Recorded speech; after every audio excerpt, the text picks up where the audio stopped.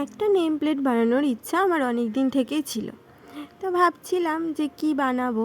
তারপরে অনেকগুলো name plate দেখার পরে আমার এটা খুব পছন্দ হয়েছিল। ঠিক এরকম নয়, অনেকটা এরকম। যাই হোক, তারপরে আমার একটা স্টুডেন্ট বাড়ি আছে যেখানে আমি পড়াই। তো সেই বৌদিকে আমি বলেছিলাম যে বৌদিকে আমি একটা নেম প্লেট বানিয়ে দেবো। তো বৌদি পছন্দ অনুযায়ী তাকে জিজ্ঞাসা করলাম যে এরকম, আমাকে একটা পরামর্শ দিল যে এরকম এরকম করতে পারো।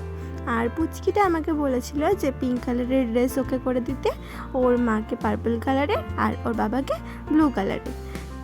আর এগুলো আমি করেছি সবটাই সুপার ক্লে দিয়ে। সুপার ক্লেটা ভালো, কিন্তু কিছুক্ষণ বাইরে রাখার ফলে সেটা একটু জমাট বেঁধে যায় এবং শক্ত হয়ে যায়। তাই যত তাড়াতাড়ি সম্ভব সেটা দিয়ে কাজ করে নেওয়াই ভালো। তাতে সেটি জমাটও বাঁধে না, আর কাজটাও খুব সুন্দরভাবে হয়। এইটি করার পরে আমি যখন বৌদিকে ছবি তুলে পাঠিয়েছিলাম, বৌদির খুব পছন্দ হয়েছিল।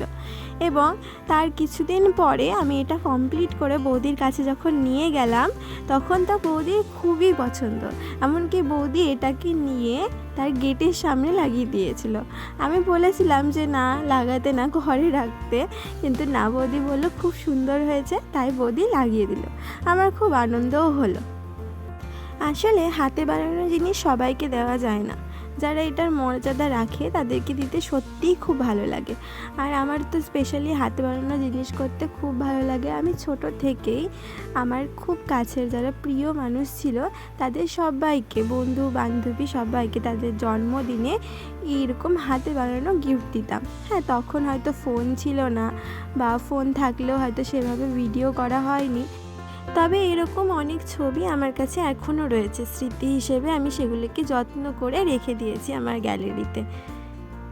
নেম প্লেটটি বানানো আমার মোটামুটি কমপ্লিট। লাস্ট ফিনিশিং চলছে, যে এখানে আমি তার নামটা ডিজাইন করছি।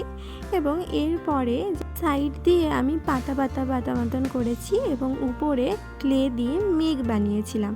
ব্যাস, এতটুকুই আমার কাজ সম্পূর্ণ হয়ে গেল। এবার তোমরা বলবে যে এটা কেমন হয়েছে।